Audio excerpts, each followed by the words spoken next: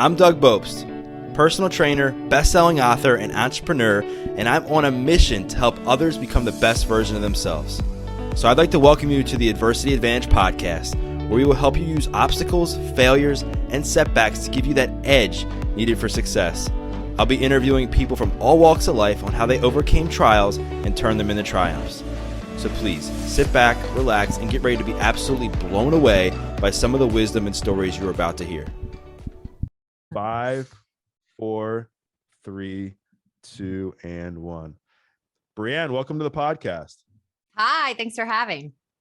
I'm so excited to chat with you because, you're in recovery from sex and love addiction, which is something we really haven't dove too much into on the podcast. And we've dove into other addictions a lot more. And I'm really excited because I think there's a lot of people that not only suffer with this, but they might suffer from it and they might not even know it, just because like love, sex, relationships, they're all part of our everyday lives. Like it's in front of us all the time, and it's not like illegal to be in love or have sex or whatever.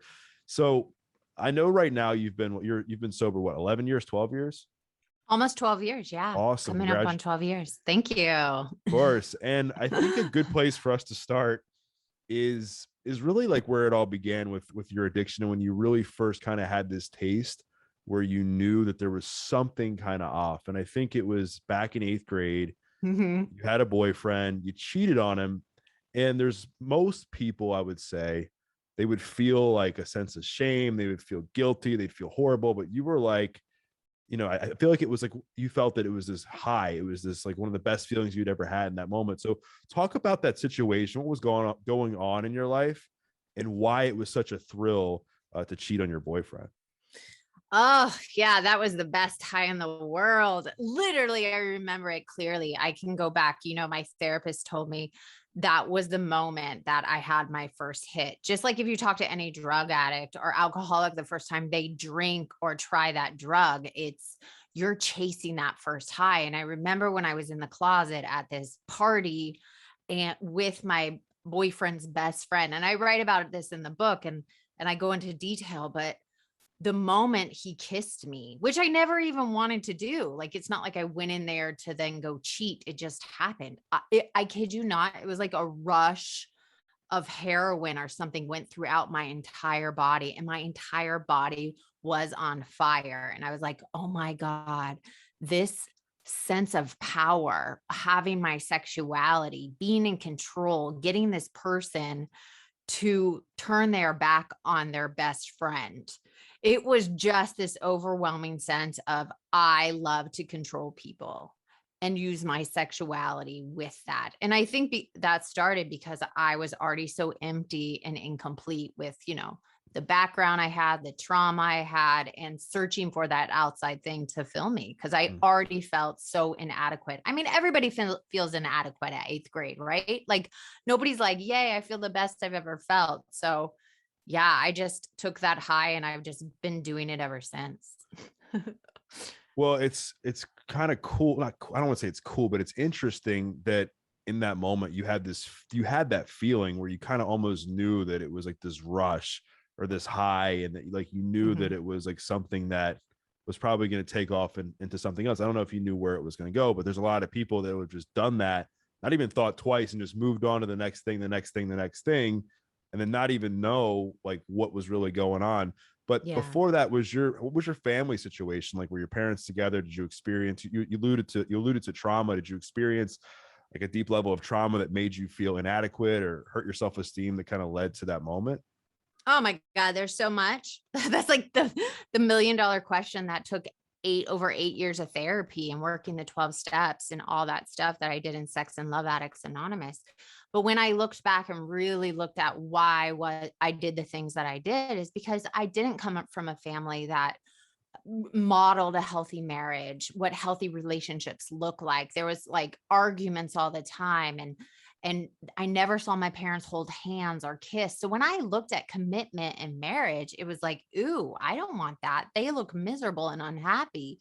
And then at the same time that I realized, I had a molestation I didn't remember about when I was 6 years old that I blocked out of my memory, which I found through therapy, doing all that work. It was uncovered.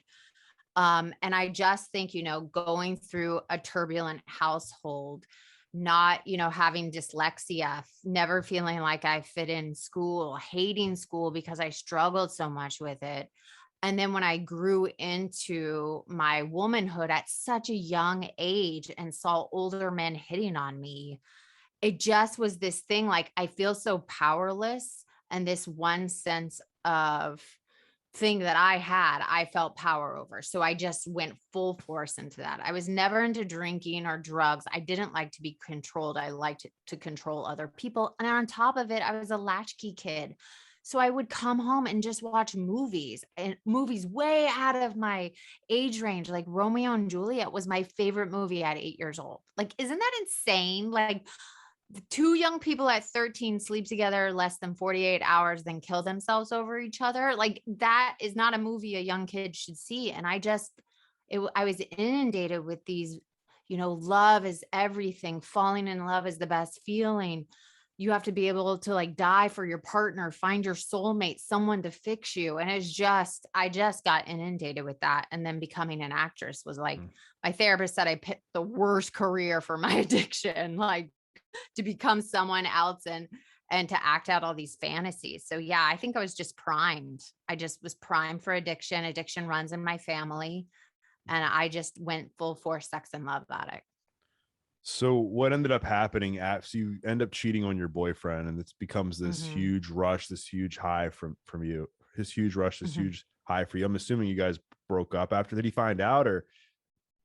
No, he didn't find out. Okay. He didn't find out for a really long time. I think a year later he found out. And, that's when the shit hit the fan. And, I got, called a whore and all that stuff in school, and everybody found out. And then, so I broke up with him, which I was horrible at breaking up.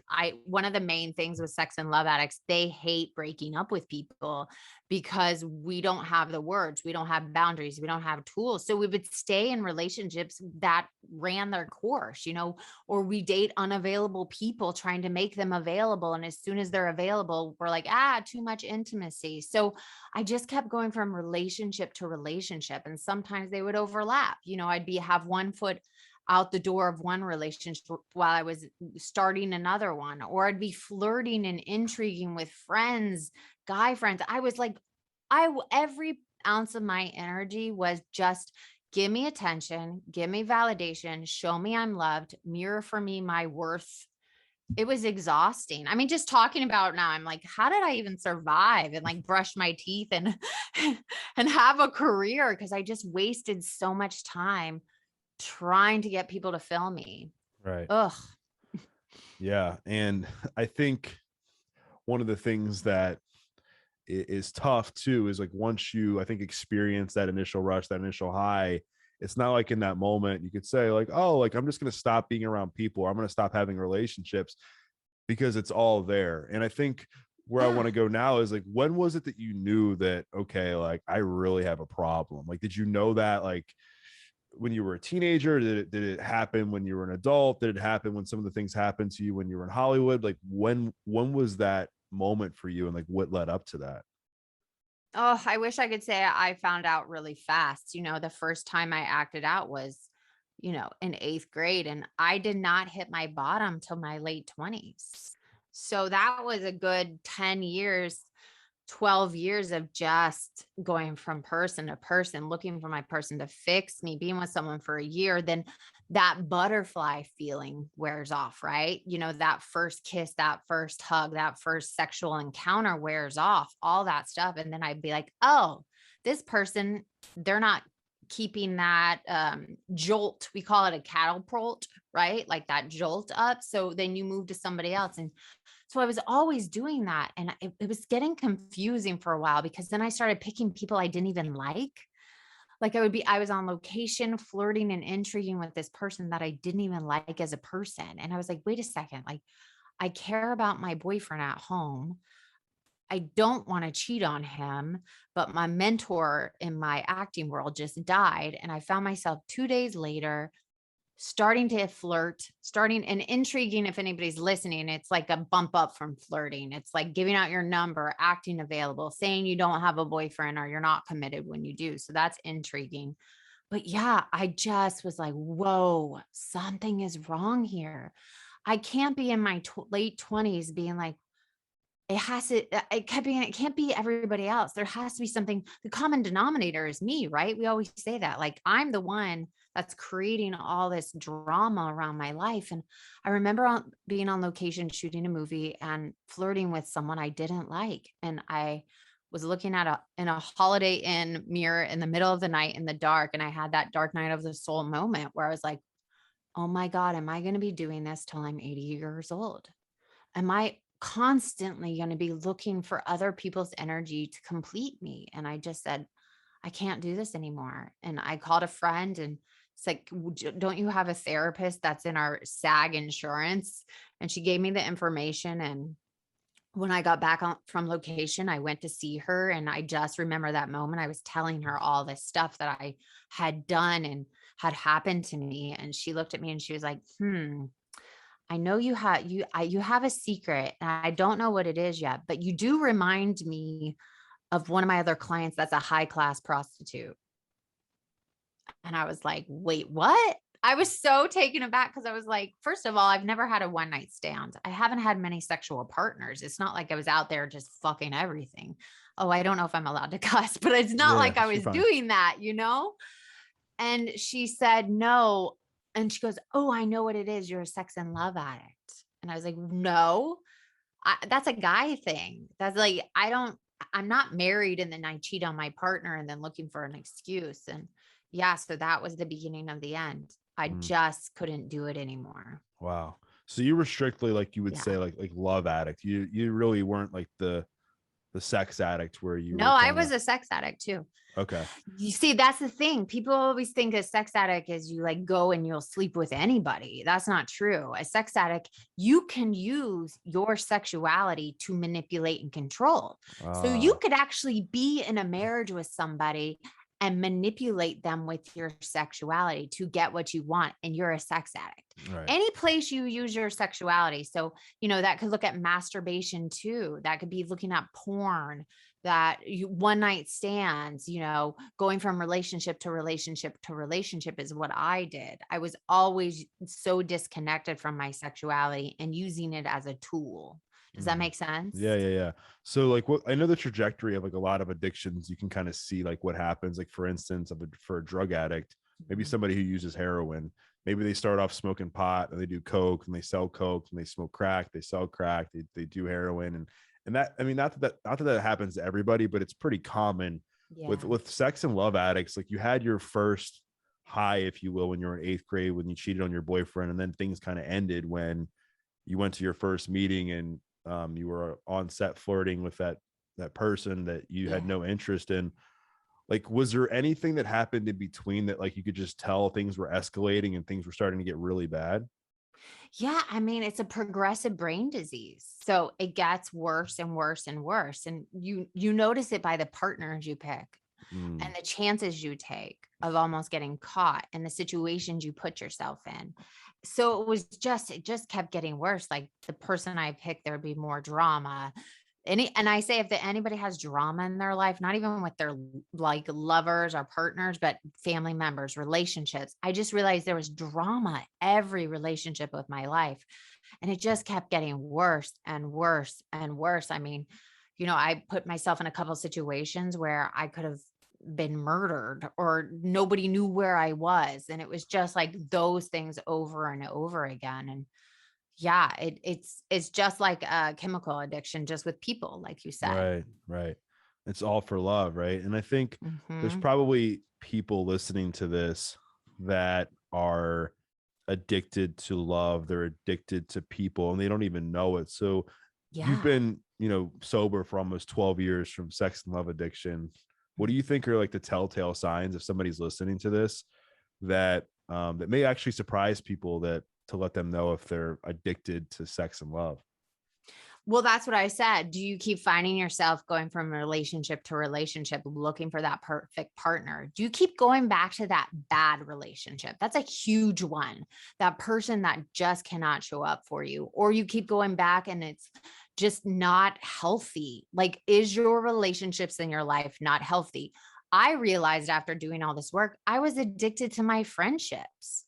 I would use my friendships to give me self-worth. So if I was having a bad day, for instance, I would call a girlfriend and keep her on the phone for 30 minutes, telling her all my drama and problems. And I would get off with her and realize she didn't make me feel better. And I would pick up the phone and Mm, do it again. And I found myself one time doing that 4 times in a row. And I just had this light bulb moment where I was like, oh my God, I use every single person in my life. None of my relationships in my life are healthy. And that's what it's about.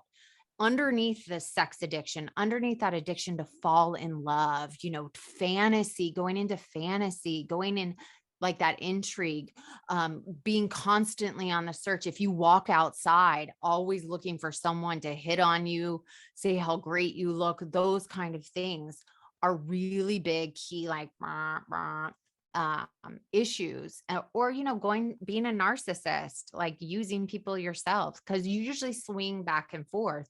But underneath all of those is that fear of abandonment, fear of not being loved. Fear of intimacy is a huge one. Do you find yourself in a relationship, and if it's getting too intimate, do you shut down and push away? That's a big one for sex and love addicts. mm. Yeah. I mean, those are some like telltale signs, it seems like. And I think there's things that a lot of people struggle with, right? You see a lot Mhm. of people jump from relationship to relationship. You see a lot of people staying in relationships a lot longer than they should. You see people who are afraid to get close to somebody. And I think as a result, what happens is they get addicted to that new person. Like they get addicted to the Yeah. idea of just going from person to person, person to person. And and so like another question I had along those same lines is, again, I really haven't dove a lot into this, is like, how do you know if somebody's addicted to love and not like attention? Like where they're not just seeking validation from somebody and it's really not like love. Well, that's the thing. As part of sex and love addiction, one of them is being an attention addict, being a validation addict. So it's such a broad range, sex and love addiction. Everybody's everybody's patterns are so different. That's why it makes this addiction so hard to define, because what one person does isn't the same thing that I do. And we each have our individual bottom line. So for me, one of the main ones is I can't text, talk, or email any man whatsoever. I wouldn't even, the first 2 years of my recovery, I wouldn't even make eye contact with a waiter. So there's these things that we each have to do to have our sobriety. So it's really hard to define, but being an attention addict, if you go online and looking for validation with likes, like social media is really amplifying this addiction, and younger kids right now are struggling with intimacy. They're disconnected in relationships because they're always looking outside of themselves for that attention, that like, that hit, that. So it's a big part. Being an attention addict usually is being a love addict, and usually fluctuate, from being obsessed with love or shutting down. So I think it's the same thing, honestly. A lot of people disagree with me about that, but I just see a lot of people in this disease have both aspects, attention and the love addiction part. I think it comes back to this void that needs to be filled, right? And Yeah, people that will empty fill it, hole. right? Yeah. And people who don't love themselves will seek it from others, and in many cases they'll try to find love in all the wrong places. And some of that comes from, like you said, social media Yeah. validation. Maybe you're texting like 15 different people because you're bored and just Yeah. seeing who responds, or you're on dating sites when you have no intention of actually dating anybody. You just want to see who likes you. I forget, there was somebody, I was working with a dating coach like a while ago, Mhm. just because I was like always intrigued on how I could be better at picking partners or what have you. And there was, I forget the exact percentage of people that were just strictly on dating sites just for attention or to Yeah. see if there was a better partner out there, or just to get some validation for that day. And I was like, wow, like I was kind of naive. I was like, oh, I figured that if people were on dating sites, they actually like wanted Want to to date. date. Yeah. You wish. No, the humans, we are tricky, tricky little guys. Like we will want, tell me how great I am. Tell me you're with me. And then go back and just be completely in fantasy. And I think fantasy is a big aspect of this disease and this society. Right. And we're just amplifying it. I mean, they said 3 million of the US are sex and love addicts, and 38% of them are women. And that statistic was, God, like almost 10 years ago. And I just tell you from my view, it is just exploded and amplified. There are so many sex and love addicts, and nobody talks about it because there's so much stigma and shame with being addicted to people, because we have to deal with people every day. So yeah, I'm not surprised people are going on just to get that validation. So what kind of boundaries have you had to create for yourself with the rise and popularity of social media, and just as your popularity's grown with being an actress, the book, the podcast, and everything else you're doing, so that you kind of can, work the most ideal recovery program you can? I mean, outside of, I know you're active in the 12-step community, but outside of that, what are some other things that you've had to do? Well, I go to more meetings now than I did almost 12 years ago. I go to a meeting every morning, and I try to do one every night. I meditate. I try to every day. That's my worst aspect. I'm not really great at it. But I do a gratitude list. I pray to something bigger than me. Everything I do is about service. So if I'm on social media, it's to be of service. I'm answering people's DMs. I'm trying to put the word out there about sex and love addiction, because so many people in my life have died over this addiction. So many people I know have committed suicide over relationships, lost their sobriety, and a chemical addiction. I have a lot of friends in jail for this addiction, and people that are murdered. I mean, watch a Dateline. It's always about love triangles. So I take this very seriously. So when I go on social media, I try to make it about other people and not me. The moment I make it about me, or the book about me, or the podcast about me, even my career, I had to get to a place where if I'm taking a job, I'm a worker among workers. It doesn't matter if my face is on the billboard. It doesn't matter how many lines I have.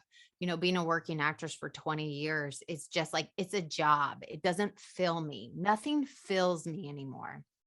No new car, no house, no money in the bank, nobody giving me attention, no number of likes or new follow. None of that matters. It really doesn't matter. I can't put that shit on my gravestone. So how I try to go about everything, and social media is the hardest one, is to be of service. That's all I'm doing it for. I never wanted to break my anonymity. I never wanted to write a book. I never wanted to start a podcast, but it's given me this sense of something bigger than me and my community. Because SLA, the 12-step program, we keep it a secret. It's even said in our literature, like, don't talk about it. And for me, I'm like, why not talk about it? People need help. And people in AA that have 30 years has never heard of SLAW. It's like Alcoholics Anonymous is the broken down house down the street nobody wants to go to, and they say SLAW is like the shack in the back, like nobody wants to go to. So I'm just doing everything to be of service, but boundaries. I don't get on social media that long. I have to give my phone to my husband most of the time, because I can get obsessive too. So I just have to have really tight boundaries about what I'm doing, who I'm communicating with. And I still don't have any guy friends. People think that's crazy, but I'm an addict. I'm slippery slope. And if I start like talking to guys, then I'm starting to flirt, and before you know it, I could be acting out on my husband, on my child. And I just have no interest in living that life anymore. Boundaries, huh? It's like one of the Boundaries. things. It's one of the things that's probably one of the most important things you can have in life, and it's one of the hardest things to do. And I don't think it's just hard to set boundaries. I think setting boundaries, I think, is easier, but what's really makes them hard is upholding the boundaries. Yeah, with crazy people. Right. Humans are crazy. But the moment you start setting boundaries, people freak out, because they're used to you. They're almost comfortable. Even if you're acting out addict, they are comfortable with how you are. When I started setting boundaries with my family, with friends, with my partner, it's torture because nobody wants to change. And it's like, you don't have control over them changing. All you have control over is you changing. And then everything around you starts to change. People go away. Family relationships get better, or you take a break from family. You know, it's just, boundaries are the best thing in the world. I love them. So what kind of work, like how do you navigate like your marriage now, being somebody you've been in recovery for, you know, almost 12 years from sex and love addiction? Like how do you navigate and make sure you're having like a healthy relationship with your husband, given everything that you've gone through in your past? Well, that isn't that the $1,000,000 question? Well, he's in recovery too from alcohol, right? So Yes. that kind of Yes. helps that he understands like addiction and the program Yeah. and everything. Yeah, I got really lucky. You know, my God or my higher power picked somebody that understands. If my addictions with people, it has nothing to do with him. And I tell everybody, I work with a lot of couples. I've worked with, you know, been a sober coach for people. And the number one thing I say is you can be the most perfect partner. And if you're with a sex addict or a sex and love addict, it doesn't matter. It has nothing to do with you. So my husband luckily knew that it has nothing to do with him, just like his addiction has nothing to do with me. You know, he has 32 years in recovery. So our house is really, it's like a recovery haven. Our house, we say the serenity prayer. My 3-year-old son knows it. You know, we both get on meetings at night. We over communicate. We try to say things in I statement where we're like, this is how that made me feel. This is how it's triggering this. So we really try to be gentle with each other and understand that we're both two addicts in recovery. We base everything. God is first. Our program is first, then each other, then our son. And you know, it's the most beautiful way, but it's a lot of work. It's a lot of work what we do, but I wouldn't have it any other way, because if not, I'm out there snorting some dude that I don't even like. Like, what's the option? Like, either I'm with someone I love and care about, and it's a new type of intimacy. I always thought sex was like the whole cake, they say, you know, but sex is just the icing of the cake. It's not to get high. It's not to get high off someone. It's intimacy. And yeah, so it's been a work in progress, but I'm really proud of our commitment to each other and our programs. Mm. That's awesome. I mean, Mhm. I have to imagine that when you're somebody who has had, I mean, I don't know how many relationships you've been in, but let's just say you've been in 20 relationships. I'm just making this up.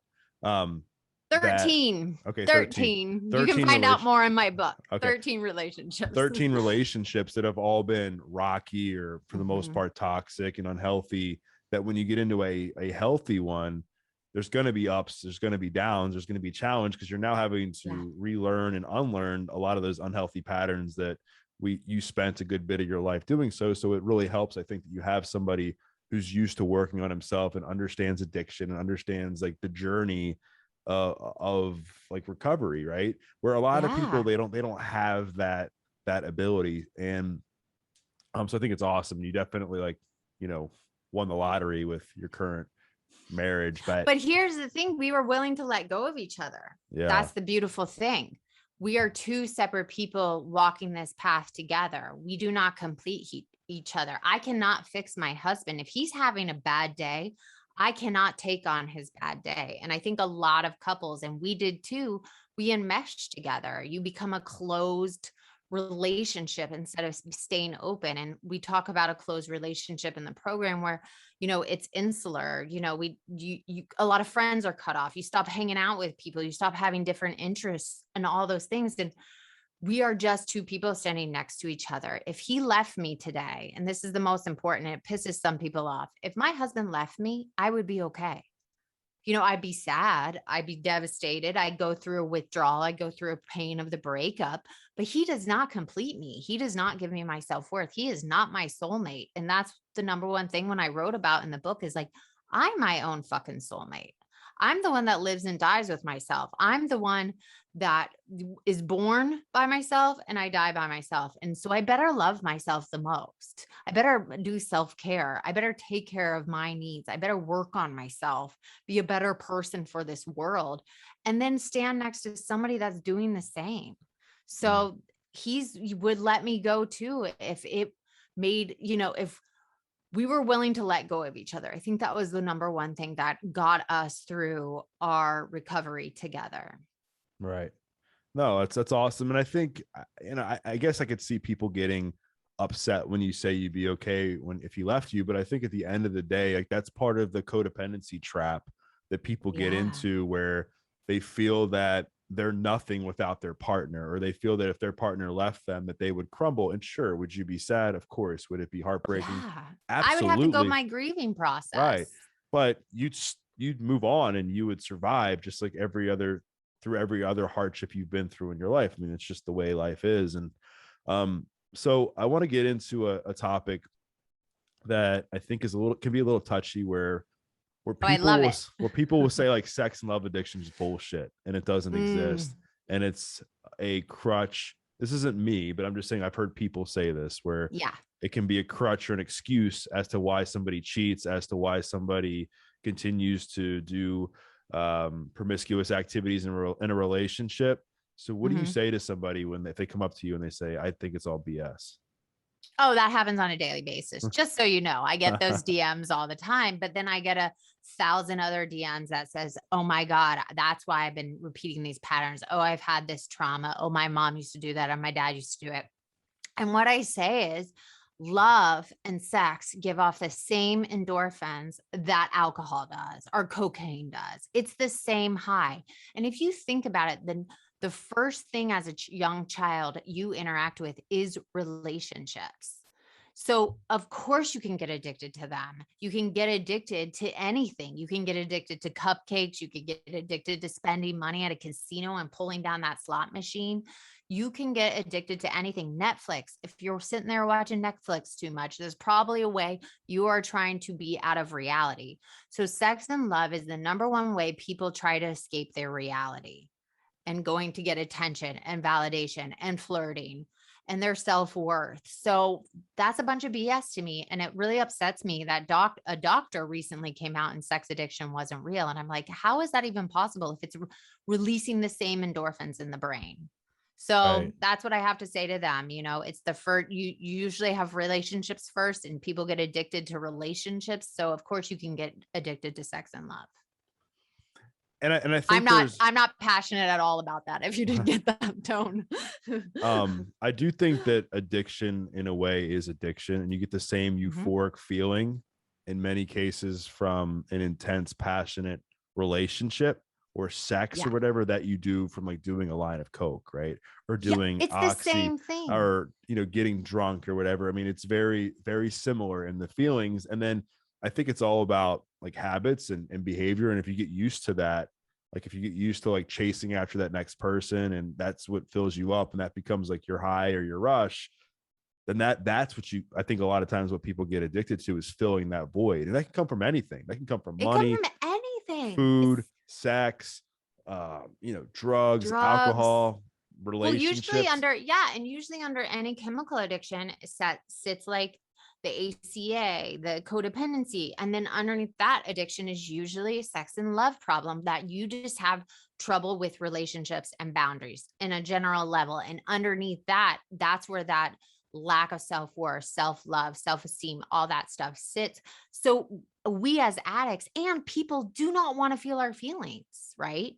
And the only feeling I'm interested in is euphoria. So I will get addicted to anything that gives me euphoria. So of course people can get addicted to sex and love because that's like that high of falling in love. You remember that feeling? Like the first time you fall in love, it's like the best high in the world. Right.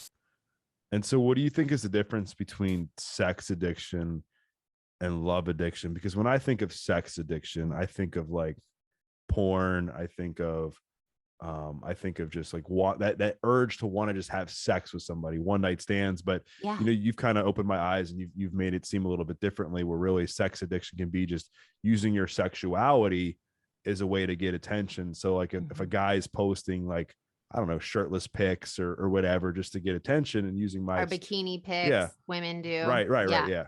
Yeah. That can be a sex. So what, in your experience, like in all the work you've done, all the people that maybe you've sponsored and you've seen come Yep. through the program, like what are the biggest differences between sex and love addiction?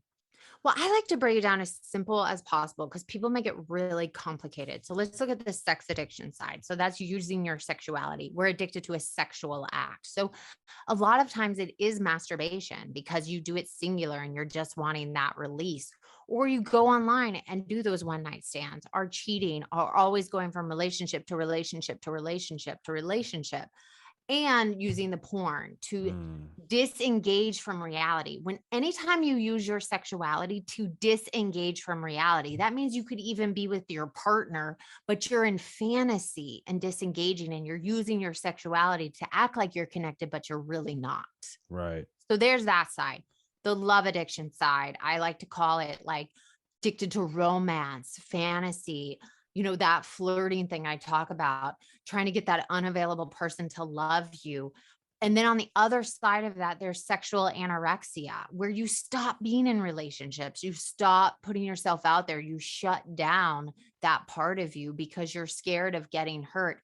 And underneath all those addictions is that fear of getting hurt, that fear of abandonment, fear of intimacy. It's a huge one, fear of intimacy and low self-worth. Like we don't love ourselves. So how can we love someone else when we don't love ourselves? So really the program and this work is about finding your own self-love, Mm. filling yourself before going to other people and looking for it. So I along hope those I same, broke that down well. yeah, yeah. Well, so along those same lines, there's a lot of people um, that date out of loneliness. There's a lot of Mhm. people that date because they're feeling insecure or they need that validation. Or they're bored. They're That's a bored. big They one. date out of boredom. Yeah, boredom, loneliness, kind of very similar. But can somebody, like, say somebody just went through a breakup, or somebody Mhm. who's feeling pretty low about themselves, they're pretty insecure, right? They're feeling like, low self-esteem. They're feeling like, oh my gosh, am I going to ever find love? And they're feeling that feeling of impatience. Oh yeah. Is there a way that they are able to at the same time work on themselves to feel more secure and date, or is that going to set themselves up to potentially fall deeper into love addiction or become a love addict? Or can somebody like really do the work on themselves and then begin to date in a way that's healthy, and then hopefully over time they become more secure and they can have a healthy relationship? No, I would not advise anybody if they're in that state to start dating, because what you're doing is probably taking that baggage from your last relationship and the relationship before and bringing it into the new one and repeating the patterns. When I did my 4-step, and I talk about this in my book, Secret Life of a Hollywood Sex and Love Addict, I had 176 people on my 4-step. I So kid you not. fourth step is the list of resentments, right? Resentments, yeah, Yes. and a lot of them are relationships, and I realized I was living the same pattern over and over and over again, and I got to number 106, and I remember throwing my papers against the wall and saying to my sponsor, "I'm just repeating myself. It's the same thing over and over again." And she's like, "Yeah, you put a bag over people's heads. It wasn't about them. It was always about you."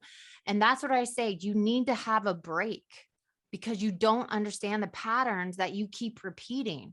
So if you keep finding yourself going with the same type of people, or they're getting worse, or you're like, I'm in this situation again. How did I get in this again? That frustration, that impatience, I would say take a break. There is this thing about taking a break, looking at yourself, looking at the patterns, looking at your character defects you keep leaning on. For me, it is impatient, martyrism, being a victim, jealousy, envy, egotistical, all those things that we do and we take into a relationship and we're unaware of. So I always tell people, take a break, work on yourself. It is so much easier working on yourself alone than being with somebody. Right. And then I'm not saying give up on people forever. That's the hard part about the program with, AA, or if you give up alcohol or drugs, it's black and white. You just never do drugs again. You never drink. It's that simple. But with sex and love addiction, you then have to create these boundaries, create this structure around yourself so that you start dating healthily. You look at, oh, I shouldn't be texting them, at this time of day, and staying on the phone for over an hour, or having a 2-hour date or whole, kissing on the first date or sleeping on the first date. Like, oh, I need to wait till the fifth date and see if I even like this person to then maybe kiss them or have a conversation. Like, are we together or are we seeing other people? So it's like setting yourself up to win, setting yourself up to take care of yourself, because normally we don't know how to take care of ourselves and what we need. So that's how I don't advise anybody to do this work while trying to date. It's really difficult. People crash and burn constantly. So what does the work look like for somebody, and take out maybe somebody doesn't want to go to SLA or whatever, and maybe Yeah. they just want to take some time to work on themselves, because you're right, like they're in AA and NA, like there's no moderation with drugs or alcohol. No, It's like you just like your total abstinence, right? But with love and sex, like it's going to yeah. happen more so, obviously, like you're going to have probably more love, I would think, in your life than sex. It's like you're going to, you might have, be attracted to more people and go on more dates, then you're not just going to sleep with them automatically, right? So I'm sure that'll be more common. But along Yeah. those same lines, like let's just say you're somebody who goes from relationship to relationship to relationship, and you're, by definition, maybe have a slight, small like love addiction, and then you're like, okay, it's time to practice the pause and then put myself into a position where I can go back into that arena where I was addicted once. Like, so what are some of the things that you would advise someone to do, or maybe you've done for, I mean, I know you talked about meditation, boundaries, Yeah. like you don't talk to Mhm. other men, like, but say there's a young man or young woman or an older, I mean, doesn't, I guess age doesn't matter, that's really Age in that. does not Yeah. matter. We have 80. I've helped 80-year-olds to 20-year-olds. Right. Age does not matter. But I love this question because this, a 12-step program doesn't always work for everybody. I work with a lot of people that are not in 12-step programs. They are not interested in going in a room and saying, hi, I'm blah, blah, blah. I'm a sex and love addict to a bunch of strangers. I get it. So when I work with people, I always have their pause moment. And I love you using the word pause. It's okay. So let's say 90 days. You're not going to get involved with anybody for 90 days. And it's always good to find someone to work with. You can't really do this work on your own because our brains are not making the best decisions. If your brain kept putting you in that type of relationship, your brain cannot get you out of that relationship. So always try to find a community, a therapist, someone to talk to, reach out to even me and I can give you some information. But, that 90 days, take a break, get off social media. Stop talking to your guy friends or girlfriends that you realize you use, even though you're not interested in.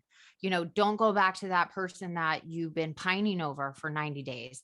Block them. That's a big one. Block them or get off social media completely. A lot of people have to get off social media because it's too triggering with love addiction and sex addiction. Stop masturbating for 90 days because a lot of people masturbate when they're feeling their feelings. Let those feelings come up. Be uncomfortable. Be okay being uncomfortable for those 90 days. And then something magically happens after you hit the 90-day mark. If you can make it to that time, it's really hard. And if you slip, restart your time. It's okay. Like, don't be hard on yourself. You're trying something new. You're breaking generational habits usually because it goes back generations, how you learned how to be in a relationship through your parents and their parents. So give yourself a break, have compassion for yourself. But that 90 days, something happens where this release can occur. If you really do it and you are like, okay, I'm not going to die over feelings. I'm not going to die without that person. Maybe I don't need to get on social media that much. Maybe I, go on a date and don't reveal all my trauma and trauma bond. Maybe I keep it light and polite. So it's a bunch of different things you can do to give yourself the tools to healthy date. Right.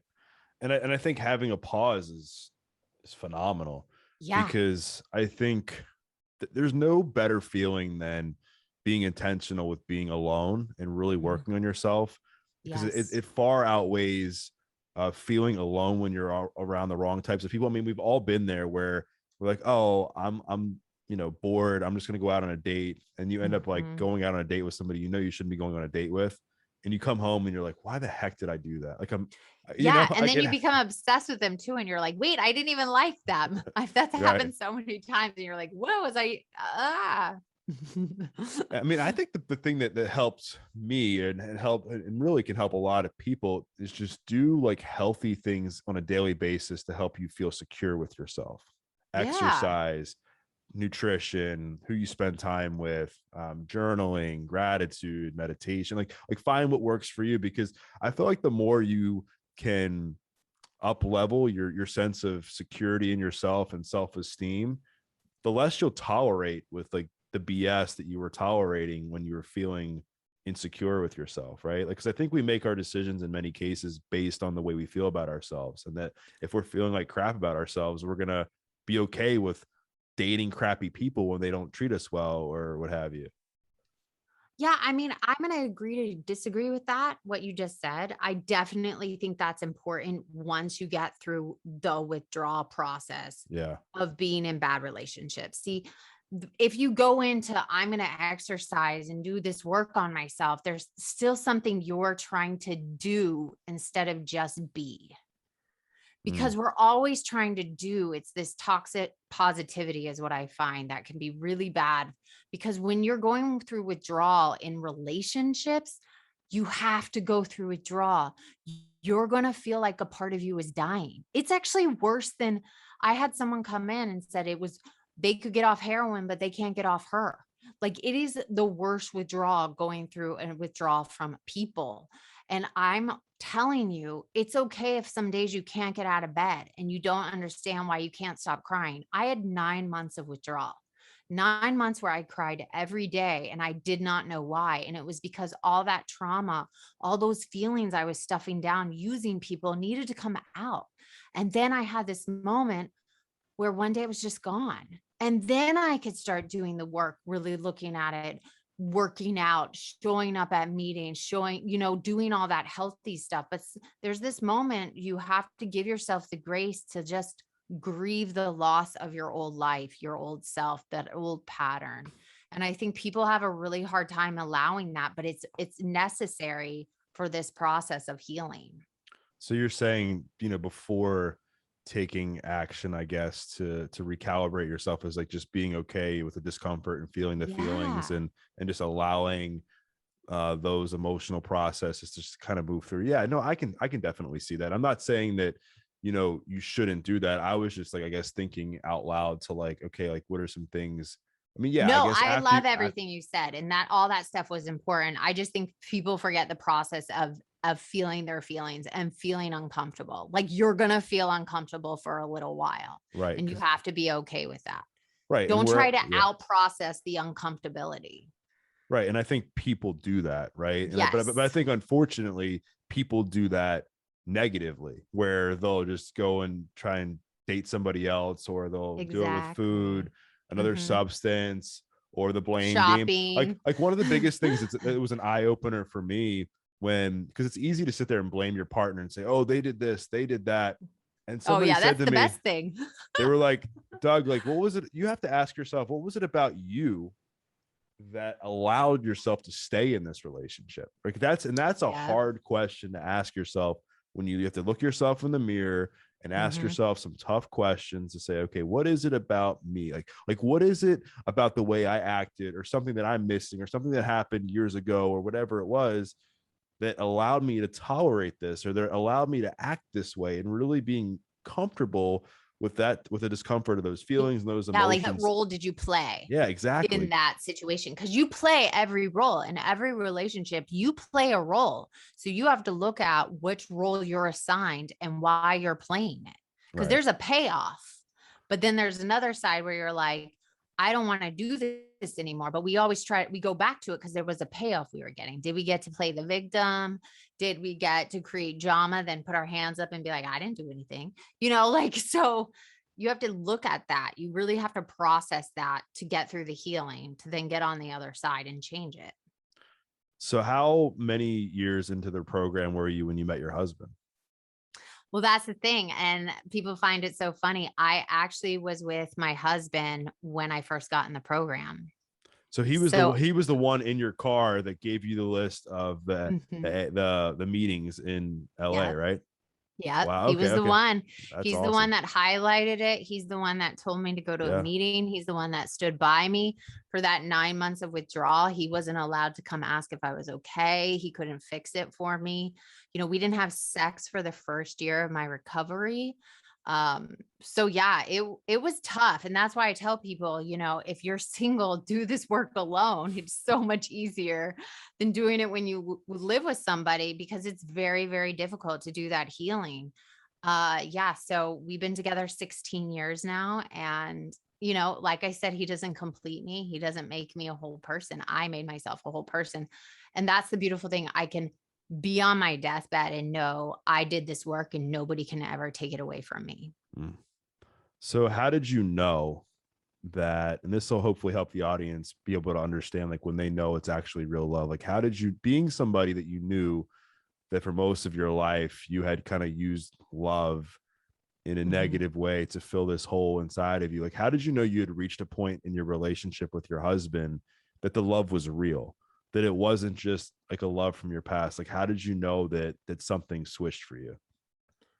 Honestly, I'm going to cry. Honestly, I think it was the moment I like truly loved myself. Mm. And I wasn't with somebody because of what they could give me, how they could make me feel, my self-worth. It was like, I didn't need that anymore. I looked in the mirror and I truly loved myself. I forgave myself. I made amends for the wrongs I had done. I promised never to do them again. And the moment like that was true for me, it allowed me to then truly love someone else for flaws and all. I love myself for flaws and all, so I can love another human being. So I think that was the moment where I was like, wow, like I'm so okay by myself, but I choose this person. It's not because I want them or need them. I choose them. Wow, thanks for sharing that. Because Thank I you. was, I'm gonna cry. Oh that's my all right. God. You can cry on the show. I mean, I was curious because after you sharing that, and I'd wondered because I remember you telling me the story. You remember you telling the story about the person handing you the papers and was super like optimistic about you going to these meetings. And then I also knew that your husband was sober, but I wasn't sure if the dots kind of connected there until just now. But I Yeah. think it's important for people that are listening to this. And the reason I asked the question is because like when there's a lot of people that have gone from bad relationship to bad relationship and they've just been the serial dater and used love and relationships to fill this void, and it's like, well, how do I know when it's real this time? And that's where I think going back and working on yourself and being okay with being single or being alone or being just Mhm. by yourself, and then you start to raise your standards for yourself because you start to really develop your own identity and like what you want, like what kind of person do you want to be with, like what kind of Yeah. values do you have, what kind of beliefs, what's the relationship that you kind of vision, and does that person meet that? Because I think what a lot of times what happens is most people, they're not comfortable with themselves, and society tells you a certain thing. Society says you got to go to college, then you got to get married, you're gonna have a white picket fence, you're gonna have 3 kids, you're gonna have a golden retriever, you're gonna do this. And That's you're just going to not. feel like this all the time. You're going to feel Yeah. awesome. And the relationship's going to complete you. And it's like, you get into a marriage and you're like, wait, this is marriage. This is Yeah. not butterflies. This is like, we have to talk about paying the bills and picking up the dog poop and, have a religious conversation or whatever. But I think you don't know until you do the work. So what I Yeah. tell people a lot when I help people, if they're in a marriage, it's really not about the marriage you're in unless it's abusive, then get out. Like if it's abusive, then I say, but I usually tell people to stay in the marriage because it's not usually about them. It's about you. And then do that work on yourself and you'll find out if that marriage is meant to be over time. Because when you don't know, you're not supposed to do anything. And I think if you're single, do that work on yourself, see what you really want, like you said, and then that right person will come along. And I think the number one key is if there's drama in your life, in any relationship, that means there's work that needs to be done because you shouldn't have drama. That's like the number one sign. So that's what I tell people. If you're in a relationship that's not abusive, stay in it. If you're single, stay single and do the work on yourself because that's what really matters. Right. No, 100%. Because I mean, I think I've even found myself like after I went through a breakup, that, people were like, oh, you should just go on a fast, and from women, and not be around them. Not like, I mean, not had nothing to really to do with dating. It was just like, you shouldn't be around women. You should like really do what you can to optimize your masculine energy and just prove to yourself that you can be alone for a while after this breakup. And it was hard. Like, it was really challenging. Yeah. And honestly, I didn't date for a while. And, and that was a big growing moment for me. But I also realized how much work I still had to do on myself that I hadn't done, that because like new things came up that I was like, wow, I didn't realize like how I was or what I did or how I behaved or how I acted or certain things that I could have improved on. And so I invite And you people. felt a withdrawal too. You said you felt a withdrawal though. Yeah, Also. I felt like withdrawal, like my first, and I don't know if I've ever shared this, but Ooh, I just maybe. caught. I just No, well, spilling your maybe I secret. have. No, I don't. That's fine. I'm an open book. Like the first few days after my breakup, I felt this intense withdrawal that I was almost like, I felt like I was going through withdrawal from opiates again. And it gave me this same feeling. And I was like, why is this happening? Yeah. And I think it was because I became so, I don't want to say addicted to my partner, but I think I was addicted to the relationship and the cycle I was in, that once the cycle was over, it was like, well, now what do I do? Like, there's no this, there's no that. I'm not this, I'm not doing that. And I was sick for a few days. And I was just that, and that was really an eye opener for me, that like, wow, I need to do some work on myself. I need to realize why I stayed in this relationship for so long, and like what I contributed to that. Because it's easy when you first get out of a relationship to blame your partner, because you're feeling so low and so worthless that blaming yourself for anything else makes you feel even more horrific, and you're not in a place where you're feeling secure, or you're feeling like logical to say, okay, like this is actually what's going on. Like, here's what you did. Here's what, Well, here I'm was your so role. glad you did that, because a lot of people in your situation would not have been able to sit in that. And instead you sat in that and felt it, and now can see the things. So the next relationship, if you choose to get in one, you won't do the same pattern. But I think that's the number one thing, to go through that period of grieving and to really look. Right.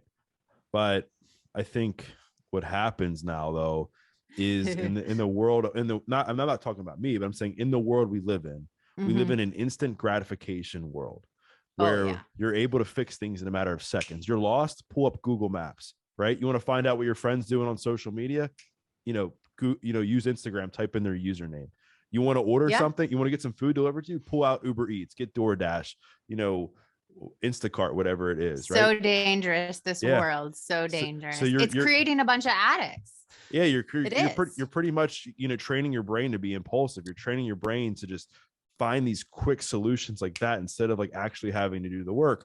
And this all comes back to like, okay, you're wiring your brain to say, okay, I need to fix this right now. So what am I going to do? Go through a breakup. I'm going to get on Bumble. I'm going to get on Tinder. I'm going to get on this or whatever. Or I'm going to go like reach out to my ex, or I'm just going to get on Facebook. I'm going to get on Instagram and start sending a bunch of DMs.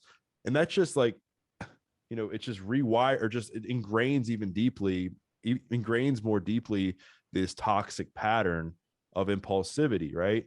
And so I think it's really hard for people. And I think the last kind of question I want to ask around this is, there's people right now that the divorce rate is over 50%. People are, I mean, they're miserable in their relationships. In many cases, they're finding themselves dating the same person with a different face. They're finding themselves being in relationships that are sucking the life out of them, but they feel they just can't let go because they fear that they're going to be alone forever. They find themselves just in a relationship with somebody that isn't meeting their needs, and they're giving more than they're receiving. So like, what do you tell somebody that is in a position like that is frustrated, and they're like, man, I just can't seem to find the right person, or am I going to be alone forever? Or if I'm single, that means I'm a loser, or whatever it is. Like, what do you tell somebody in that situation? I mean, that's like also the $1 million question. I mean, I'm just dealing with a friend that had a fentanyl addiction, and she could quit that, but she can't quit this random guy on DMs that treat her like crap. It's insanity to me. And I just keep telling her, it's like, are you sick and tired of being sick and tired? when are you done? Are you ever going to love yourself enough to be okay just with you? And that's the same thing I try to say to other people. Like, when you keep doing this to yourself, when you keep staying in this relationship that's unfulfilling, it's not to go find another relationship that fulfills you. It's to actually look inside and say, what in me is not giving myself enough to fulfill myself? Because we Right. can't keep looking outside of ourselves. There's never going to be enough. We're all insatiable at this point. We're impatient and we're insatiable, more, more. And I always said that I was like an ATM, like, just keep giving me more, more, more. That's what this does. And I just believe that there is a way out. You have to be willing to walk through the fire and let your shit burn. And what that means is, like, let it all go, to jump off that cliff and say, okay, I'm going to go be alone, or I'm going to get out of this situation, or I'm going to give myself a pause and not get into another relationship, or I'm not going to pick up that phone and get online and DM all those people because I feel empty and incomplete. And I want to sexualize stress, guilt, loneliness, anger, shame, fear, and envy. Like, you have to have that pause to get out of the pattern, or you're going to be doing this the rest of your life. And can you imagine how sad that would be? And that's Right. what I say to people. Yeah. Yeah. I mean, it's a really good way of putting things. And, one of the things I always say is just like, what do you want? Like, do you want to be that person like in 30 years where you're still Yeah. miserable and dating the same types of people and just feeling like crap about yourself and just not where you want to be, and just looking back and being like, I wish I would have done the thing I know I should have done in that moment? Like, do you want to be that person? Or do you want to Yeah. be that person that, even though right now, like, it sucks to sacrifice and to say, you know what, I'm going to take some time away from relationships and from dating people, because it's hard. Like, we're meant to be with people in community, right? Like, I agree, but and you it have to do it. no, exactly. That's, I mean, no, I'm saying, so I mean, that Yeah. sucks. And it sucks to work on yourself. It sucks to take space and to really look at yourself and say, okay, like, what role did I play in these situations? But the payoff for that moment of suck is so much greater than 30 years from now. It's sucking even more in your life, Yeah. And it's because usually worse it's way in worse. 30. Yeah. So this too shall pass, right? Right. So you have to imagine, like, okay, do I go through this heartache and pain for a year and heal myself for a year? Or do I prolong this and keep doing it for 30 years? It's like, you have to pick which devil you want to do. And usually, to do the work and rip off that band-aid is 10 times better than waiting 30 years down the line. Yeah, I'm so happy you just said that, because I always tell people, like, it's better to rip the band-aid completely off now and have that pain at like a level 10 just for, like, Yeah. a short term. Like, it's gonna really freaking burn, it's gonna hurt. but It's then gonna hurt. but then you can start to address that, and slowly over time that pain comes down to an 8, comes down to a 6, Yeah. comes down to a 4. 2 might come up a little bit here and there, but And you might have a heartache and a heartbreak, and it would go back to 4, but it will right. never go to 10 again. That's the thing. Once you do that really initial deep dive in your psyche self, you will never go to that pain again. You will be able to self-regulate, feel those feelings, and it goes quicker. Like, the loss goes quicker. The friendship that I've given up just this last week, I'm not grieving like I did a year ago when I gave up another friendship, so it just gets easier. Life gets so much easier, and there's no drama and serenity and peace. And it is just so much more freeing. I'm telling you. So rip the Band-Aid off. Rip the band-aid off, because I think what most people do is they just rip the band-aid off just like a little bit, and they're dealing Mhm. like with this constant like level 7 or 8 pain Yeah. It's throughout like that numbing, their dull entire pain. yeah. And they're just afraid to fully pull it off. And like, then it starts to get infected, and you got like the pain is now, like, that wound is now spreading over to other parts of your life, and then that's spreading over to other parts of your life, and then sure enough, your entire body is now being infected. And like, the analogy I'm using is, like, just say you have a wound on your arm, and because you didn't take Yeah. care of it, it infects the rest of your body. It's the same thing with life. If you don't just take Yeah. care of that one wound in a healthy way, your other relationships are going to start to fall apart, your job, your health, Everything. everything. So I strongly encourage people, like we've talked about on this show, to, even though it's uncomfortable, even though it's hard, to really make that sacrifice and do the work on yourself so that you can live a better life. So Brianne, this has been awesome. I'm glad we got to unpack these topics in the way that we did. I think people are going to get a lot out of it. And I think there's going to be people that either reach out to myself or reach out to you that relate to this, because this is something that's very stigmatized. I think it's very, especially as a woman. Yeah. Like, I mean, so like, what are the things, I guess the last thing I'll ask is like, why do you think it's so stigmatized, and what are some things that people can do to kind of destigmatize the issue of being a sex or love addict? Well, I think the number one is talking about it. It's been so shameful and secret, and that we should know how to have healthy relationships, but they don't teach that in schools. And we come from generations that don't discuss their feelings or situations that they were put in, trauma or mental health issues. We didn't discuss all these things for so long. And now that, normal is now to be an alcoholic or a drug addict, I'm trying to help open the doors to like sex and love addiction, that we all have trouble in relationships. So let's just talk about it. Let's get it out in the open. Let's discuss, like, I've done these horrible things. It doesn't make me a horrible person, or these horrible things were done to me and it doesn't make me a horrible person. So I just think the first step is to talk about it. Call a friend and say, I keep getting in a bad relationship and I do not understand why.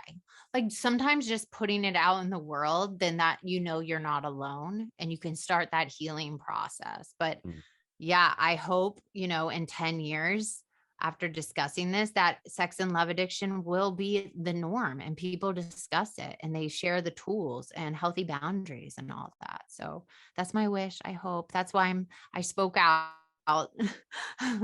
That's awesome. Yeah, because it is pretty stigmatized, because I think anytime you raise your hand and you admit that you have a problem, you open up this door for people to come in and judge you and say, well, what's wrong with you, or you're lying, or you're full of crap, instead of like really taking the time to understand like what's going on, like where did this come from, and why is this person like acting this way, or just getting to know them more as a person, instead of like what did you say, you hate the disease, not the person, right? Like that's the thing. Exactly. It's like an understanding that people have, there's an illness there in a way that people have gotten accustomed to, and there's trauma and there's pain and there's things going on physiologically that you just don't understand, and just loving people for where they're at and allowing them the space to be where they are and then work on themselves. So Brianne, this has been awesome. Where can people, if they want to connect with you on social media, or they want to buy your book or listen to your podcast, where can they do that?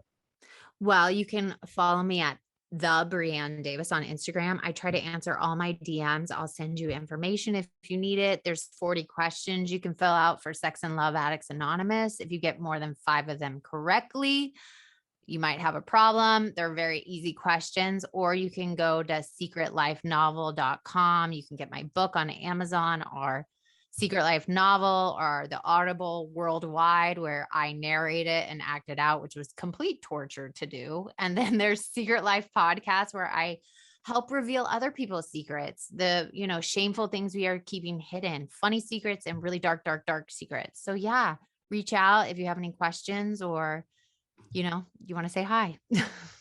Awesome. Well, I think people are going to definitely want to reach out and say hi. And I think they're going to get a lot out of this, because again, this is something I really haven't covered in depth too much on the show. And it's something it's important, because I think there's a lot of people that struggle with this, either out in the open or in silence. So I appreciate you coming on. And for those listening, what I want you to do, just like I always ask you to do, is to take a screenshot and share a takeaway, tag Brianne, tag myself. Maybe it was something that she said with her story. Maybe it was something that she said about love addiction, or maybe it was something she said about like how to navigate your way out. Maybe it was something she said about the relationship with her husband.